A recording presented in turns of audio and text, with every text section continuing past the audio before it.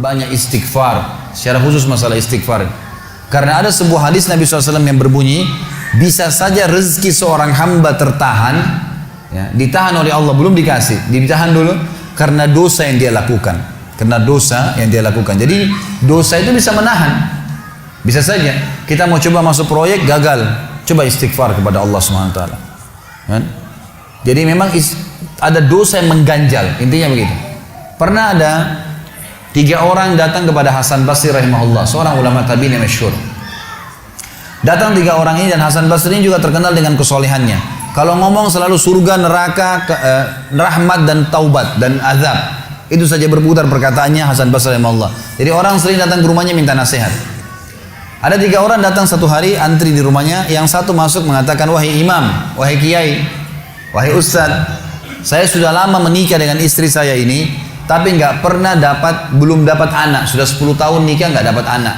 Kami sudah ikhtiar ke tabib ini, minum itu, tapi belum juga Allah takdirkan.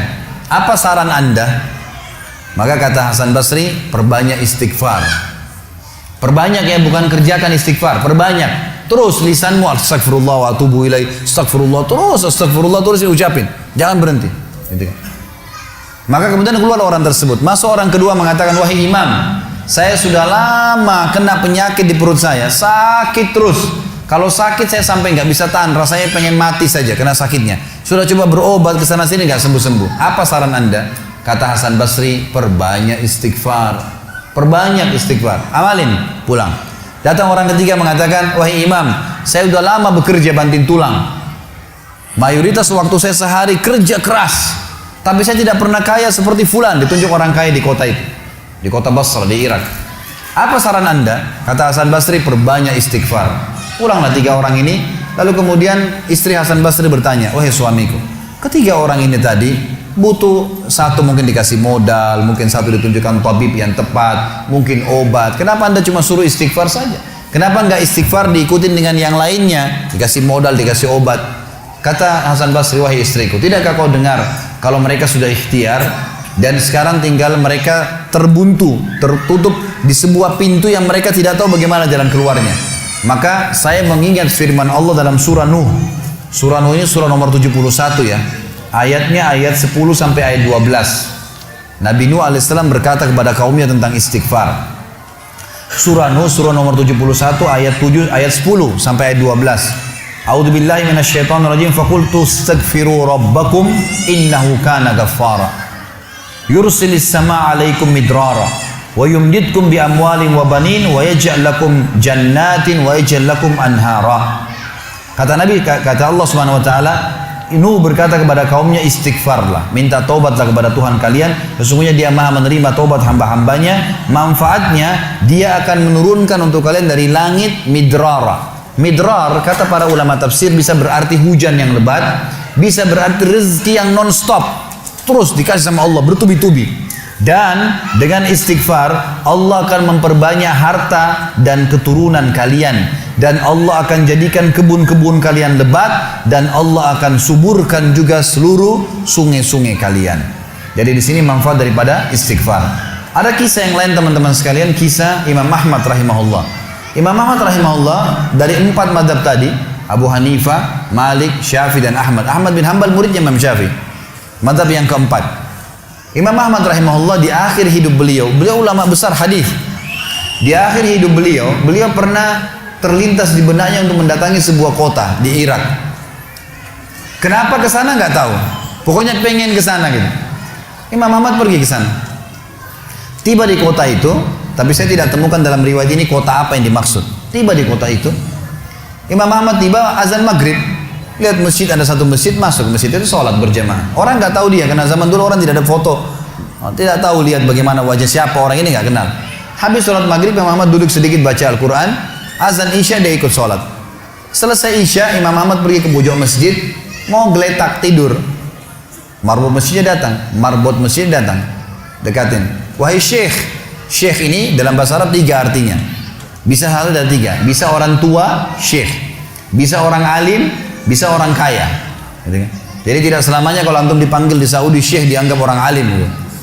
Bisa saja orang tua gitu kan. Dipanggil, hai Syekh, orang tua maksudnya. Ngapain anda di sini?